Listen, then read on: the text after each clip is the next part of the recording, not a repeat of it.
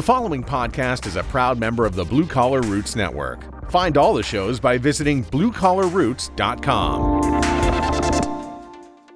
And now here's the man voted the nicest guy who does a podcast about building and HVAC and science, Bill Spohn. Welcome back to another episode of the Building HVAC Science Podcast. Episode kind of sounds like running a TV show here or something like that, but really I'm just having conversations with people I know, some people I don't know, people I've just been introduced to, some people that want to share their thoughts, their insights, answer some questions I have on my mind, and maybe answer some questions that you have on your mind. That's one of the reasons why we started the Building HVAC Science Podcast, was to help people do their job better, find out more about the industry that they're in. And again, we're talking about the crossroads of building performance, building science, and HVAC, two of the areas I've been working in for the better part of 30 years. You can find other trade-oriented podcasts in what we call the Blue Collar Roots Network at www.bluecollarroots.com. You'll see a bunch of different podcasts there for some great guys like Zach Ciota and Ralph Wolf. Really, you got to listen to their podcast. They are really entertaining fellows to listen to and got some good technical information, business information, and just some nice chit-chat about the HVAC industry. We also have Billy Noth and Brent Ridley with their podcast, Tool Pros. You'll find out a lot of good information there. And of course, there's the icon in the industry, Mr. Brian Orr, who just turned XX years old yesterday, I think, at the time we're recording this. Brian Orr does the HVAC School podcast. That's a really great one to listen to, too. In today's episode, we're going to hear from Larry Zarker, the chief executive of the Building Performance Institute, BPI, as you might have heard them. He'll be talking about home performance market and talking about the intersection of home performance, building performance, and HVAC, exactly what we want to talk about at this show. He's got a lot of experience. He actually does have blue-collar roots for real. He worked in the construction business, family construction business. You'll hear a little bit about his personal story and about where he's taken the organization BPI over the course of the last decade plus that he's been involved with it. There's a lot of different aspects, and really the conversation I had with him helped solidify my understanding about BPI, even though I've been involved with BPI doing work on technical committees for years. So please take a listen to this podcast. I think you'll get a lot out of it. And if you like what you heard today and you haven't subscribed yet to a podcast, please consider doing so by typing Building HVAC Science into the search bar of one of these three services. For Apple, it'd be the podcast app, or for Android, Google Play Music or Stitcher. You can always also listen in your browser. If you just go to bluecollarroots.com/building-HVAC-science, that's where you'll find the listing of all the podcast episodes that we have going. And we've got a lot more people are coming forward here that want to talk to me, actually. So this is going to be kind of fun. Again, let's listen to Larry Zarker talk about BPI. Today, we're very pleased to have Larry Zarker from the Building Performance Institute. Larry's going to tell us a few things about building performance that you may know and a few things that you perhaps don't know. Welcome today, Larry. Thank you for having me on, Bill. Larry, how long have we known each other? It seems like it's decades. Probably decades. When did you first get involved with BPI? I knew about BPI. I was doing a roadmap for the Department of Energy on existing buildings and what we can do to enhance the performance of existing buildings. And in the process of doing that, we interacted with a lot of remodelers and product manufacturers, and that's where I came across BPI. So that was probably in the 2005, 2006 timeframe. I didn't really get to know it until a few years later when Mike Rogers told me of an opening there and introduced me to some of the people on the board. So you've been connected to the building or housing industry for a while then. Tell us a little bit about that background. Actually, I grew up in a home building family. My father was a fireman, and firemen have very strange schedules of being on and off work. And so a group of them got together and formed a home construction business. And in the summers, I used to work building houses with him. And then after I got out of graduate school, I went to work with an AHB research center And I was there doing research on buildings for 20 years before I left and then came over to BPI. So really housing is pretty much all I have known my entire life. Pretty cool. And I don't know if you recall, but my podcast is part of the Blue Collar Roots Network. So, man, you are really a blue collar roots kind of guy. Yeah, blue collar kid from Kansas. Cool. You threw an acronym out there, and I want to make sure everybody understands what we're talking about. So, NAHB, tell us what that means, what it is, and what you did there. NAHB stands for the National Association of Home Builders. It's a federation of 800 state and local home builder associations. And the NAHB Research Center is a subsidiary of the trade association dedicated to doing research to advance the performance of housing. And I worked there for 20 years. The last 10 years, I was vice president of marketing. So primarily, we had a large staff of engineers. My job was to help bring new work into the building, but also to translate the engineering language into common language that we all understand. I think that's probably a great transition for you into BPI, which was a fairly new organization in the whole landscape of things. That translation aspect, where you really do have to pay attention to the technical details, but you got to make it work in the environment. You got to make it work in the market. So segueing into that, tell me a little bit about the history of BPI. BPI was formed about 23 or 24 years ago in upstate New York by practitioners and some government officials who were really concerned that the work that was being done in low income housing to upgrade the performance of these homes through the weatherization assistance program actually had some real standards associated with it that governed how you evaluate the home and how you upgrade it. And then following up on that was creating certifications for the individuals to prove that they had the knowledge, skills, and abilities to do the work. And that's how BPI got formed, as a standard setting and certification body in low-income housing. It was not long after that that DOE, EPA, and HUD came along.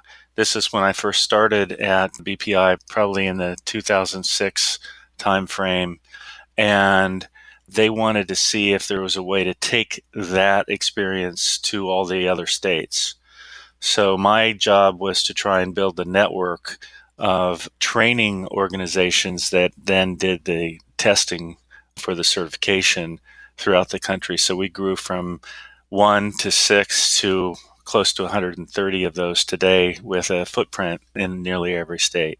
So that's 130 training centers, just training centers, not individuals. Right. As we've grown up, we went through the ANSI, American National Standards Institute accreditation process, first for being a standards development organization, where we are now accredited by ANSI for the standards that we produce. But then we went through the ANSI accreditation for personnel certifications. So we are accredited under an international standards organization, ISO 17024, as a personnel certifying body. And when we did that, we had to make a distinction between those who train and those who evaluate. And so we don't really have a very close association with the training side as much as we have contractual relations with what we call the test centers to make sure that they're evaluating candidates properly. So this all has to come together. And the reason for the ANSI accreditations becoming a certified body, where does that have weight? Where does that play in?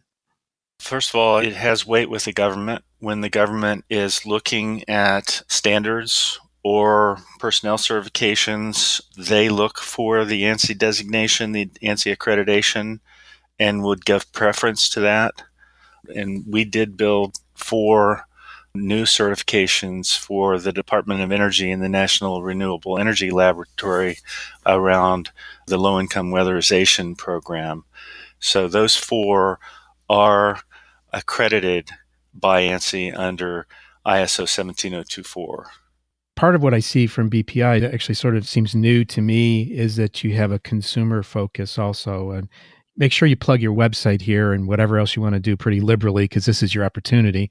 So at bpi.org, bpi.org, is that correct? BPI.org, and we really have focused very hard on informing consumers that their home is their castle, and that the comfort, health, safety, durability, and energy efficiency of the house really affects the way you live in it. And we want consumers to know that there are people out there who they can trust to come in and find the problems in their home and get them fixed. So there's a zip code locator right on the website.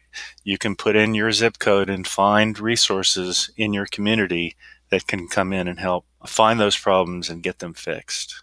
My audience is in part HVAC contractors and building performance contractors, and I'm sure the building performance ones know a lot more about this than perhaps some of the HVAC ones do. So what's the tie-in between those two groups, in your opinion? I think the potential is quite large, and I think that HVAC contractors are well placed to own the relationship with the homeowner. They're in the house 1 or 2 times a year. Good HVAC contractors have maintenance contracts so that they can come in and evaluate the systems.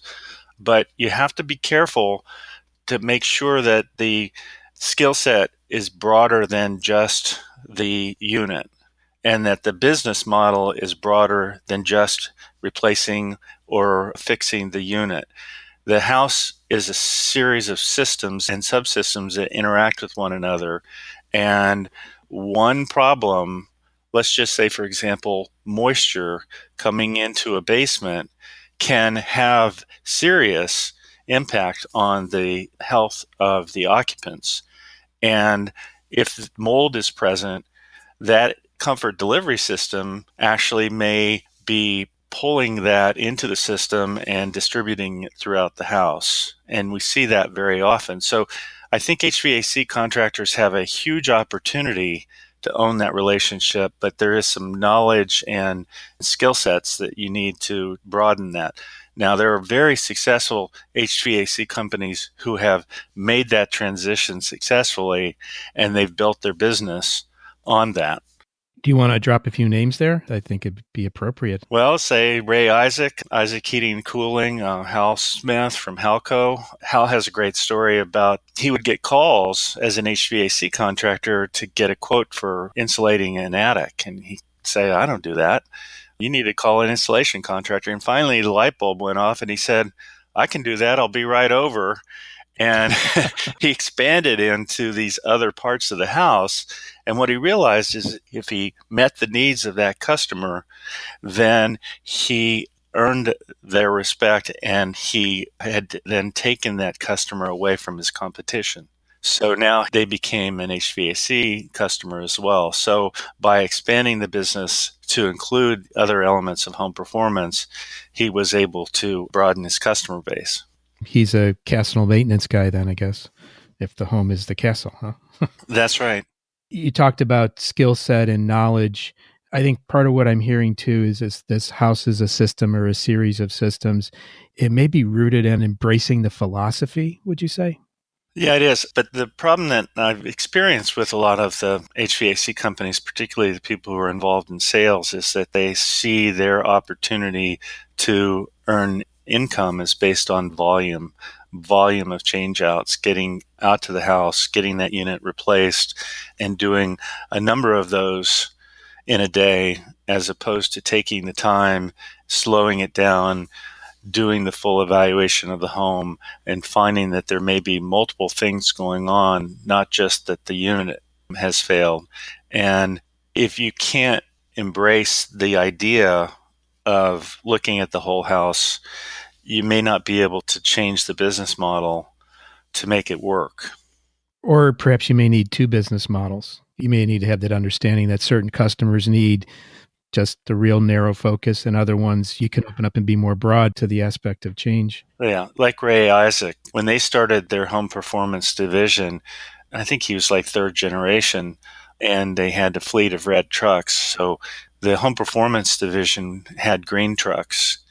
And over time, he noticed that the number of green trucks in the fleet was overwhelming the number of red trucks. So there's still red trucks out there doing replacement. That's fine. If somebody needs that, we're not going to say, no, you need a whole house job every time. But sometimes it's more than just the unit getting replaced. It could be that your ducts are very leaky and they're pulling in bad air and distributing it throughout the house and making it very uncomfortable to breathe in that house. Why not do something to seal those ducts too? You mentioned the consumer aspect, and I've noticed you have a consumer blog going too, which is great to communicate directly with consumers and get them interested in the topic. But I've also noticed, I would say in the last few years, a change in that you also offer business orientation for home performance contractors, people that are doing this kind of work. Can you talk a little bit to that? Like, why did that change come about? Yeah, first I want to talk about the blog. I wrote a blog piece this summer, and it was entitled, I Was the Cobbler Whose Kids Had No Shoes. And I had a 1912 house that I lived in for 30 years and raised kids in. And we had all of the problems that a typical house had. We're at the bottom of two hills, and every time it rained, we got moisture in the basement, and the air handler is about 15 feet away, and we had mold, and all of the kinds of problems that you see in a house that can affect occupant comfort and health. We seem to have it. And I let some of the BPI trainers come in and use the house for training. And one of them pulled me aside one day and said, how often is your basement this wet? And I said, well, only when it rains. He said, you got to get this fixed. And I grew up in home building. I was working in building research. And yet the light bulb hadn't gone off that I could get this stuff done. And I went down my own personal path to get all of the work done on the house and make it perform well. So that's an interesting blog piece. Yeah. And is the blog accessible right from the website? One of the nice things about the website is that you can choose where to go when you get to bpi.org. If you're a professional, you can get in and see the standards and certifications. Or if you're a homeowner, you can go in and you can find the blog and useful tools about finding contractors and some nice videos and other things there. But you raised the question about business, contractors and their business. We've been accrediting contractors for many years, but we moved away from the stick approach, which said if you don't deliver quality in your work, we're going to throw you out or suspend you. And we always came in with quality assurance, and sometimes that was 3 or 4 weeks or even several months later, and a happy customer then became unhappy, and that made the contractor unhappy. So we decided that we wanted to turn philosophically the program around to look at ways that we could help companies succeed in the business.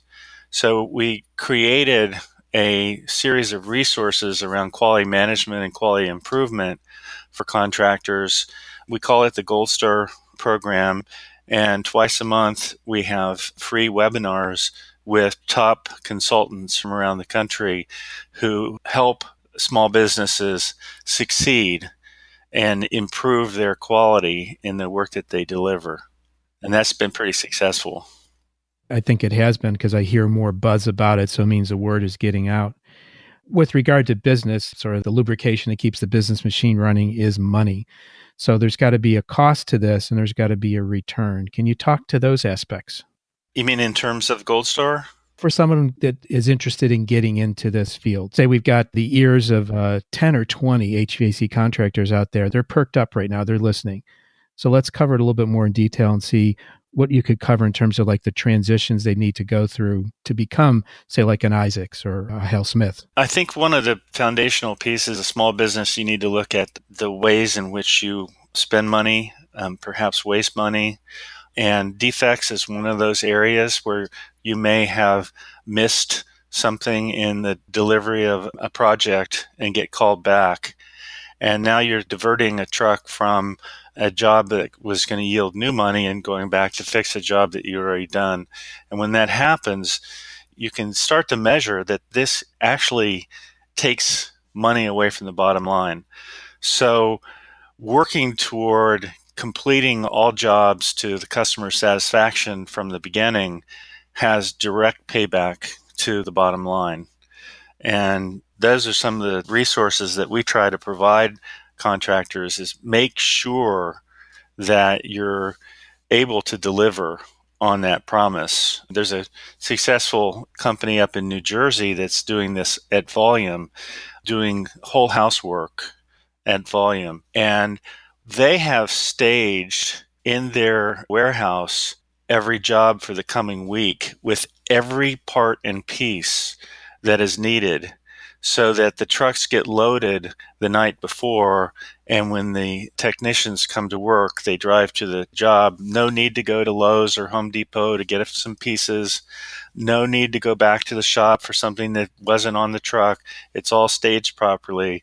They get the work done. The customer's happy because they're taking some time off of work for them to be there, and they want to get the house done, and just as a professional way to do it.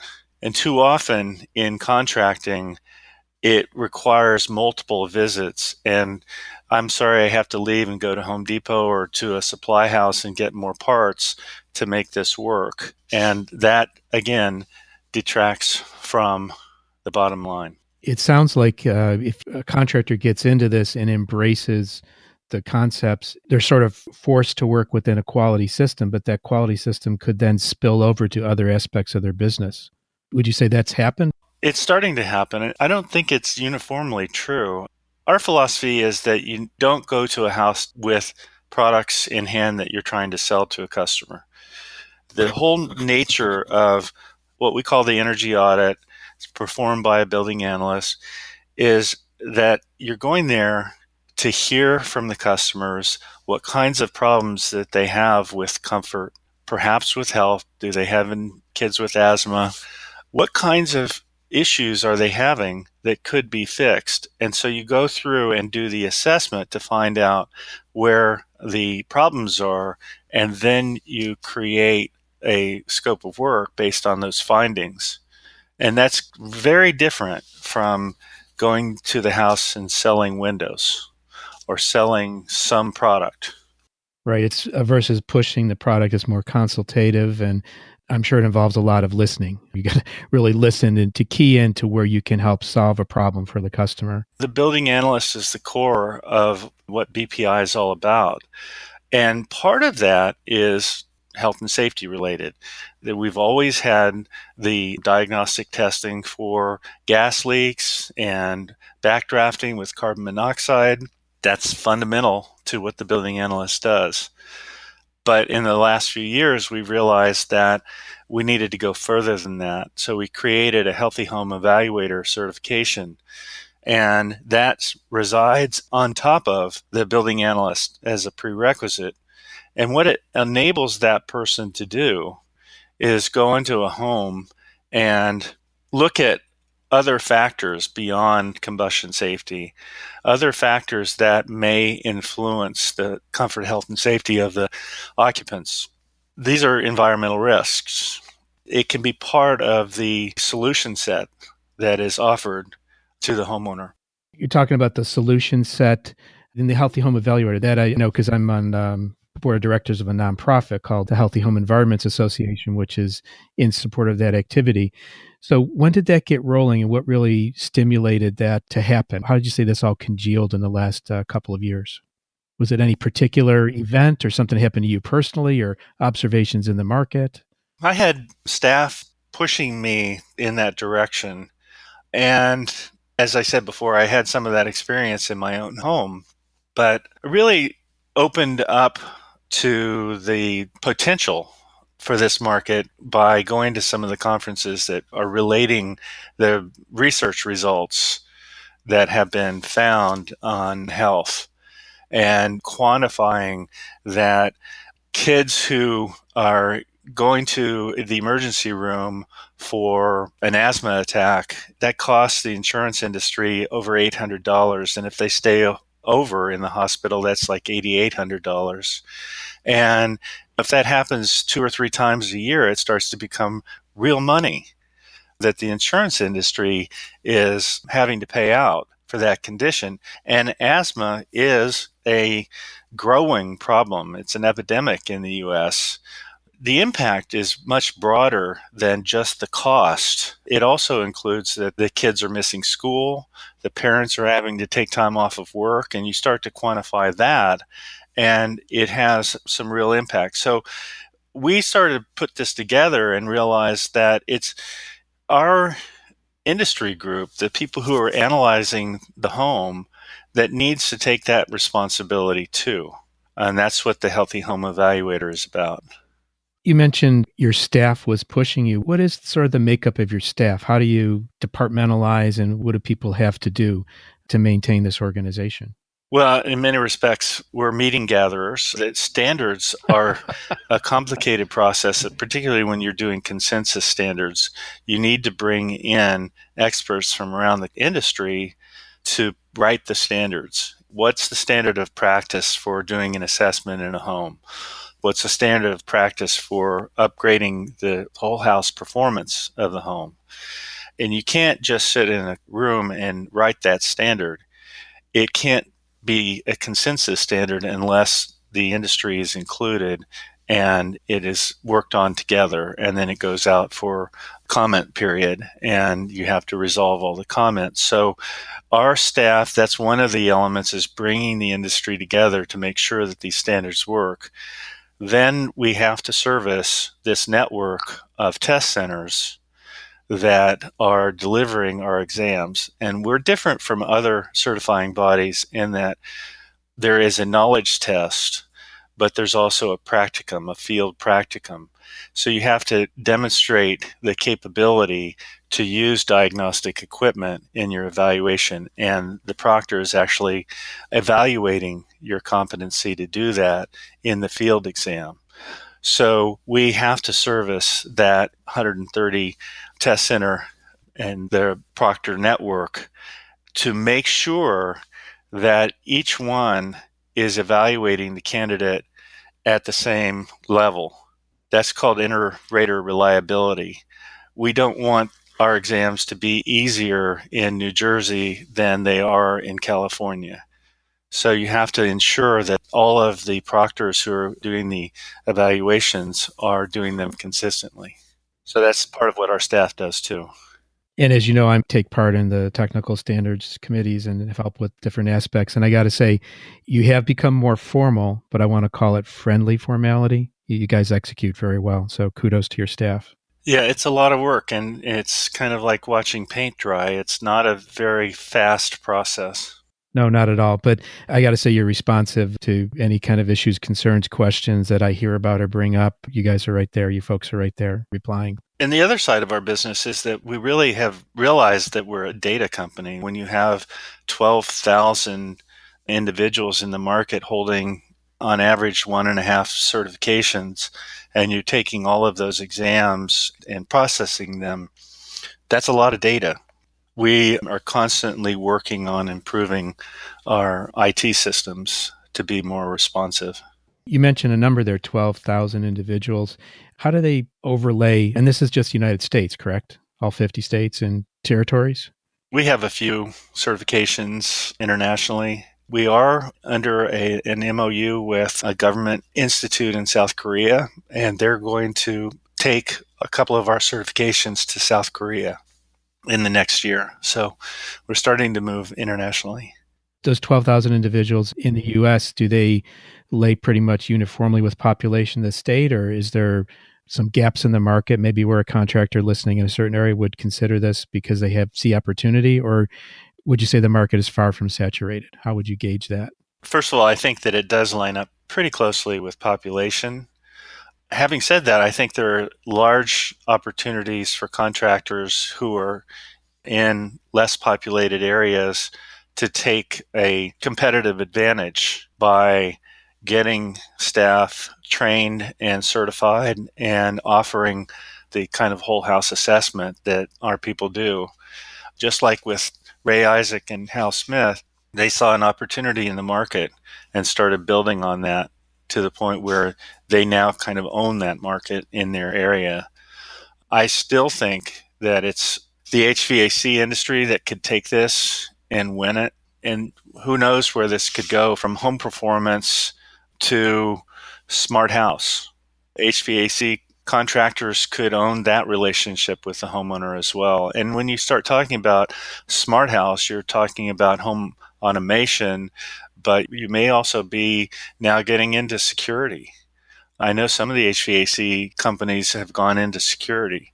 Why not monitoring pollutants in the home so that you're helping the customer with, you're the contractor who can deal with any of their issues. For that matter, a lot of people have 5 and 6 remote controls and get very frustrated managing their entertainment systems. So you start to put all this together and you can build the capability to own that relationship with the homeowner.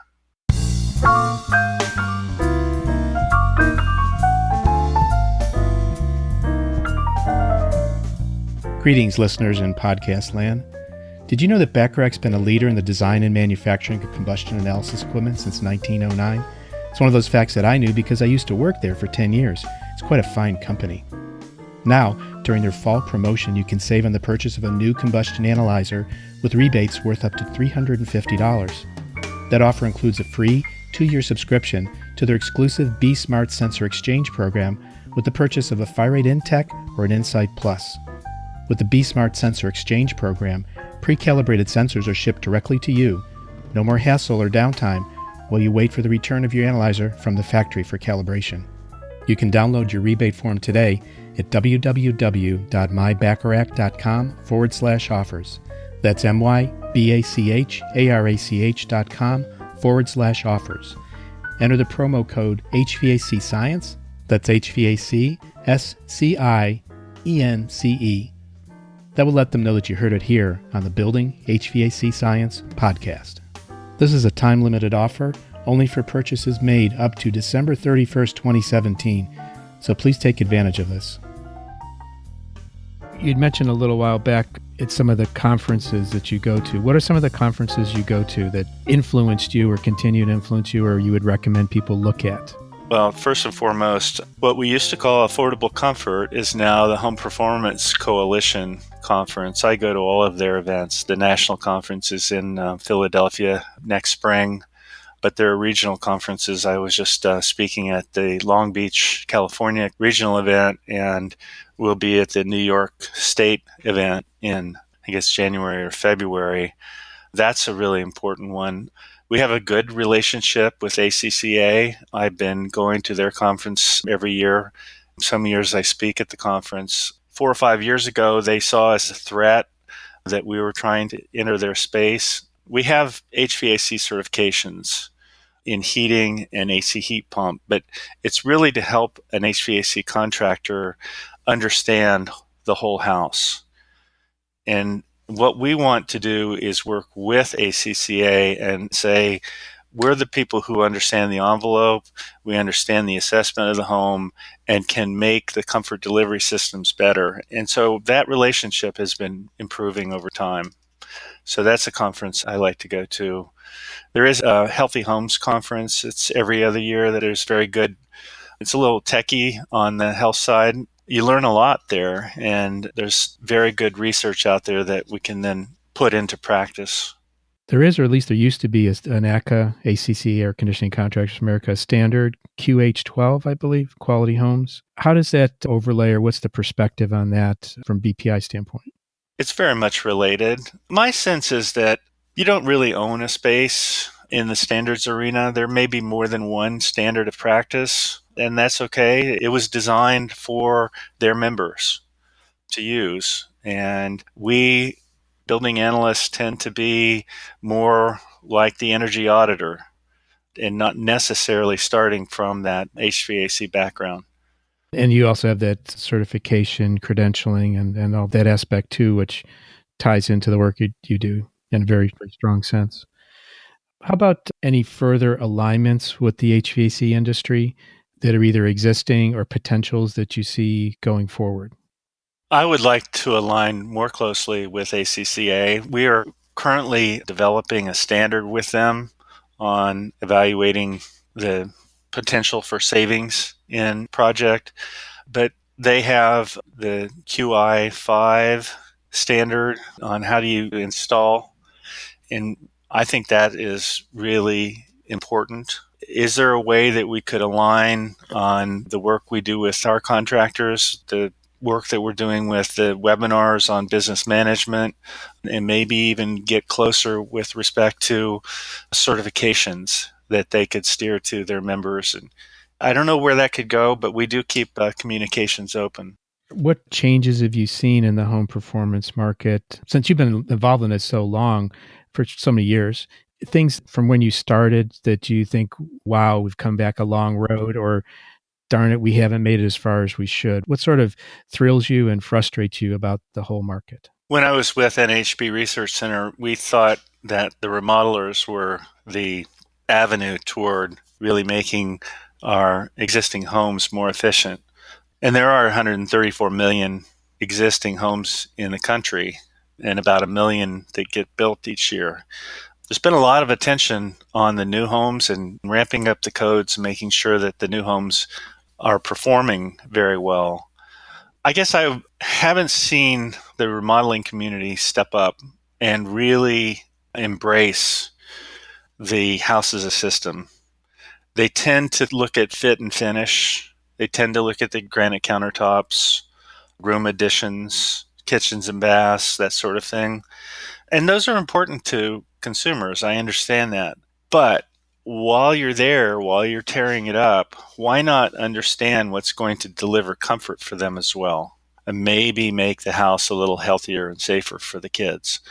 So I'm pretty disappointed that the remodeling community hasn't embraced this and hasn't actually seen this as an opportunity to expand their business model. I think they're leaving money on the table. I'm a little disappointed in the HVAC industry, and that I get a lot of feedback that our business model is to go out and do the changeouts, and we don't have time to spend that much time with the homeowner and do this large job. It's just, we don't make money doing that. So if you don't really evaluate how to make the home performance model work for an HVAC contractor, then they're not going to transform to do it. That's a problem. I think part of it comes from the fact that consumers need to ask for this or be aware of it. Somehow it's got to be presented in front of them. They have all the questions that you could potentially have solutions for your organization, your team, your philosophy, your outlook. But consumers need to be able to ask that kind of question. Is there anything going on at a bigger consumer level that you've worked on? Actually, I think Consumer Reports did do some kind of report. Is that correct recently? Yeah. Some kind of tie-in? Consumer Reports has been very good at following this field, and they see that there is a growing interest in what we might call healthy homes among consumers. And you start to see that some of these new sensors are becoming available that are relatively low cost, that you can have, say, a Hvac in your home, and if the light turns red, then you know you've got a problem and you can get a report back. The question is, what do you do with that? And you need to have a contractor that you can trust to come in and say, well, here's what's going on. It could have been a one-time event that you burned the chicken and left it in the oven roasting too long, or it could be a more serious problem than that. And you need to be able to get to the bottom of that and understand it so that you could take corrective action. I know a few people, you probably know them too, that are working on consumer-oriented books and downloads. Nate Adams, for example, and Corbett and Grace Lunsford, who have done the Proof is Possible tour, and are looking to do more kind of consumer communication. Are those people you align with? Absolutely. Okay, there needs to be more of that. Well, and Corbett's been working on a TV show, and I would love to see the work of home performance become mainstream, that people recognize it and want to turn that show on. This Old House had a great following because we all can relate to it. And This Old Unhealthy House should have the same kind of following because we all live in these houses. Yeah, I think his concept there is it's called home diagnosis. It's CSI meets This Old House. So it talks a lot about the diagnostic, the more technical aspects. And I think coming along are more technical consumers, people that are more interested in what they have, what they own, have a sort of a different outlook. And with the extreme availability of information, both good and bad, that they can sort of dig into these things themselves. You talked about you worked in marketing for NAHB. What type of marketing does BPI do in order to reach? You have such a broad platform of potential consumers, constituents. So how does that work? We built a consumer-facing website, and we have been over the past year doing a lot more placement of ads in markets through NPR and Pandora and other social media venues. But we're not Kleenex, we're not Anderson Windows. We don't have the kind of dollars to invest in really getting in front of consumers. So we do the best we can with the budget that we have as a nonprofit. But the tools that we provide on our website are very useful. We have a quiz that you can go through, put in your address, and it brings up Zillow information, a photo of your house, and then it uses tax records to determine what your systems are like. And you can true that up with your own experience with your bills. And pretty soon, in like 20 seconds, you can see how much you're wasting in your own house. And that could be saved if you went through a home performance upgrade. So those kinds of tools I think are very useful. I mentioned earlier zip code locator, so you can find a contractor who has the skill set to come in and help you. We're trying to team up with the publications like Consumer Reports, keep them informed so that they know where the trends are. It's a lot of work to reach out to that market. You do have a lot of passion for what you're doing here that flows through. I mean, I do see you at every one of those conferences, and a lot of that I don't go to. You're out there, you're doing a lot of traveling. It sounds like it's part of your DNA. I go to conferences, and I've been doing these conferences for years, and I always go to the technical sessions and try and learn what's new, what's interesting, what's coming into the market, what's succeeding, what's failing, and so that we can learn from that and improve what we provide to the market. What's your outlook, say, for the next 5 years for BPI and going beyond that? I personally think that the Healthy Home Evaluator provides the building analyst, the contracting company that's going into the home with a much broader perspective of what could be going on in that home that could affect the occupants in the house. And this means that this gives them a broader opportunity to find problems, get them corrected. And I see that is developing into a kind of a whole new area, in that the insurance industry pays for these emergency room visits for asthma patients, and the medical community is trying to understand, why isn't this medicine improving the individual's health, the symptoms that we're experiencing? And you start to put this together. The people who have the Healthy Home Evaluator and our contractors could be the agent that the physician sends into the home and says, report back to me what you found, because something is going on in the house that is affecting this. And this can have some effect on the amount of money that the insurance industry is having to pay for the patients. So I think that that's a big change. Yeah, for the effect. So address the causes of these things rather than just waiting for the effects to happen. We've learned from Kevin Kennedy and Children's Mercy Hospital in Kansas City, where they've done more than 1,000 of these interventions. The respiratory medicine department is the one that created the protocol to go into the house and find out if there were things going on in the house that was affecting the child and their health. And they were able to report back and help the doctor create a broader perspective. This really ties a lot together. And I know from some things I've participated in the Pittsburgh, Pennsylvania area where I live, where we talk about outdoor contaminants getting inside, and the fact that people spend so much time indoors that you cannot necessarily create a barrier or a shield to those outdoor contaminants, but they do end up getting in. Then what do you do? And I think some of the work going on there, right? Oh, yeah, this is really fascinating stuff. But let's face it, older homes are leaky, and we get our air into the homes that we breathe. It's delivered through the comfort system, the air handling unit. We're delivering that air throughout the house from places like crawl spaces that are wet and filled with animals living and dead. And we breathe this stuff before the return brings it back at where it first meets the furnace filter. So leaky homes are a serious problem. And we recommend first and foremost, tighten the house and then try and get air from a place you can trust. And when you can do that, and if you bring in, say, an HRV or ERV with proper filtration, you might be able to clean up the outdoor air that's coming in too. The phrase there we hear a lot in the industry is build it tight, ventilate right. That's right.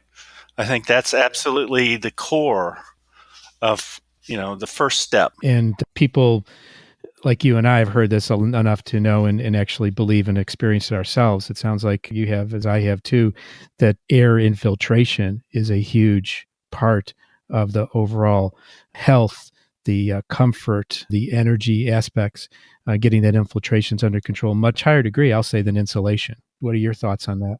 Actually, I was in Portland last winter, and a contractor used a product called Air Advice, and he had a customer whose kids had asthma, and she was scheduled for thoracic surgery, and he went in and used the Air Advice and found high levels of particulates in that home, and asked questions and found that they lived next door to a home that was being heated by wood. And so that air essentially was getting sucked into the house by leaks and stack effect. And he documented that for a week. Then they did their energy audit and found that they needed to air seal the home, insulate, seal the ducts, and then they put in an energy recovery ventilator with filtration. And they found that the particulates dropped during construction, but were kind of up and down. But after the system was commissioned in place, the levels dropped dramatically and were consistently low. And the kids lost their inhalers, and the mother didn't have to have surgery. And he said, look, this is tiny data. This is one house, but it proves that you can have an impact. That's a very dramatic case, but I know there's a lot of them out there. And the interesting thing you described there was a contractor doing good, profitable work, installing equipment, adjusting systems, doing diagnosis. So it is a business model built into this. It's not just pie in the sky. I kind of want to back up to a great story from Joe Coonan back when he was in the early days of HVAC and home performance work in Little Rock. And he got one of those 4th of July calls and said, I need a new system today. My wife is just suffering and I'll pay any amount. And Joe said, I'll be right over. And he brought in his pickup truck 3 or 4 window units. And he said, I want to loan these to you. And you put them in and let's get you comfortable. And let's not do anything rash today. I'll come back and let's look at what's going on in your home. Make sure that we're making your home as comfortable as possible and get that system.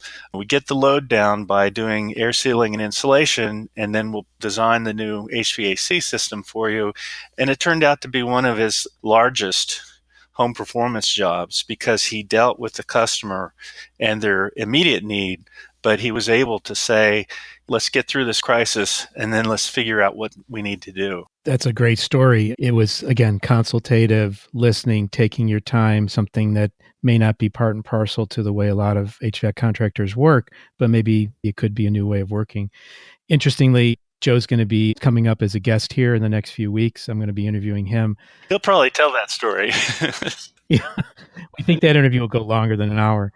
The other interesting thing about Joe, this kind of touches TruTech Tools, my company personally, is in the early days of TruTech, the late Jim Bergman Sr. actually wanted to learn more about the home performance market and spent about a week with Joe looking at different homes, different construction methods, the whole home performance aspect. And he came back shaking his head, Jim Sr., saying, I got to think about all the work that I did over the years and what I left behind. What systems weren't done correctly, what I overlooked, what problems were being caused that I couldn't solve when I looked at the home as a system. This was a man who was in his 60s, who all of a sudden had this enlightenment, this epiphany to realize that it does all tie together. So it can happen to anybody at any age. John Tooley, the Dean of Building Science in the whole home performance industry, was in new home construction. And he had that epiphany when he first saw the blower door and saw what it could do. And he was like, started down that path of saying, what have I done wrong all these years that I need to go back and fix? And he called his wife and said, we're doing it all wrong. We got to change what we're doing. And a year ago, he was at a whole day session at the Home Performance Coalition conference, and Kevin Kennedy and Joe Medosh and others were talking through the various aspects of healthy housing and where the industry is going with that. And he said, I had my second epiphany. I realized that that's the future of our industry. And he said, I called my wife, and we have grandkids with asthma, and it connected in his head right then, and said, that's where we're headed. Any other closing thoughts you'd like to impart as we talked about the future here, and what else would you like to say to the listeners? I really believe that HVAC contractors are at the forefront of this coming revolution. The revolution entails owning the relationship with the homeowner on the way in which they live in their house. And it's not just the delivery of heating or air conditioning or humidity control. It's not just the products, but it's the interaction of all the systems in the house. And you can own that relationship and make more money if you are able to embrace it. I have one final thing I like to do is just put you on the hot seat just a little bit and give you a choice. What's your favorite saying? Something that resonates with you? Or what is something that people should know about home performance that they generally don't know or would find surprising? One of the things I find from the people in home performance that I really like is the fact that they are willing to go into places that pose potential risk to them. I just mentioned John Tooley, where they had a 7 on your side segment of 10 people pulling a 17-foot python out from underneath a mobile home. Can you imagine being in there and discovering that? And people find situations like that all the time. And moisture and mold, it truly is one of those jobs that is challenging. But in fact, it's really rewarding. Just one thing, you probably know more details on this than I do, but I believe someone working in weatherization in New York State actually saved someone's life during the incident of carbon monoxide poisoning. That was around the Syracuse area? I actually wrote an article on that. This was on Long Island. About 10 years ago, I wrote an article on that. It was an older woman, and the technician got to the door, and his carbon monoxide monitor pegged, and he said, "Ma'am, are you feeling okay?" And she said, "No." And he said, "Let's go outside." Took her outside, and he found that some relative had built a shroud around the hot water tank, and it was backdrafting badly. And if he hadn't arrived, she would have died. My goodness. There's another part that kind of triggered in me because I've done some expert witness consulting work, and there's one situation where someone, without fully understanding the aspects of air tightness and air tightening, neglected to provide enough makeup air for a furnace in a mobile home, in a manufactured home, and caused an elderly person, again, to become overcome and poisoned with carbon monoxide. So that's why you need these standards. And that's why you do industry consensus, is you take into account all these diverse elements. And that's why the training is so important. The certification is so important. That's why it all has to come together. It's for yourself and not being risk averse and putting yourself in that situation. As I know you added carbon monoxide, or BPI's added carbon monoxide personal monitors, personal area monitoring to the new standards, which is, again, crucial for that risk that's sometimes posed to people doing the work. Yeah, I now carry one with me everywhere I go. And we have a colleague who was traveling last summer who was in Ireland with his wife and daughter and nearly died from carbon monoxide poisoning in the middle of the night, and ended up with severe concussions from falling face flat, just trying to go to the bathroom. So he now carries around a portable carbon monoxide monitor everywhere he goes too. As do I. I mean, I just can't, just the stories I've heard have just become also personal, especially with these latest ones here. So, okay. Anything else you want to discuss with the audience out there, or when you want to wrap things up? I think that's it. Well, fantastic. I really appreciate you coming on, Larry, and getting it. Usually I see you at conferences and I don't get the chance to talk for more than a couple minutes with you. Either you're too busy or I'm too busy, and this was really nice to just have a nice hour-long chat with you, and really appreciate your time today. Okay. Well, thank you for having me on, Bill.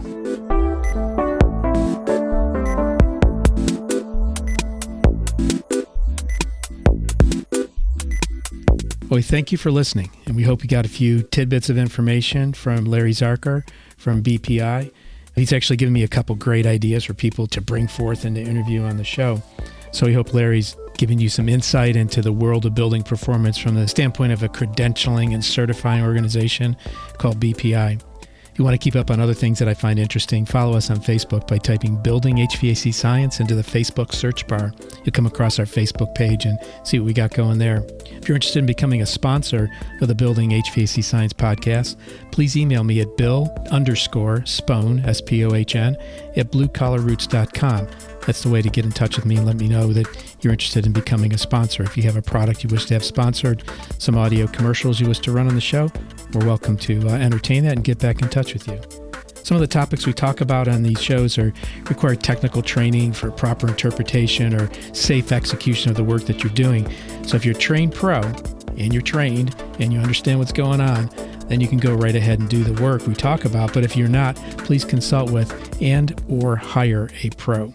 If you're in the market for some tools or test instruments mentioned in our podcast, take a look at what TruTech Tools has to offer. TruTech is a company that I own. You can use the code at this time. You can use HVACBS for a nice discount. And again, full disclosure, I'm a co-owner at TruTech Tools. As always, we thank you for listening to us and following us in Building HVAC Science.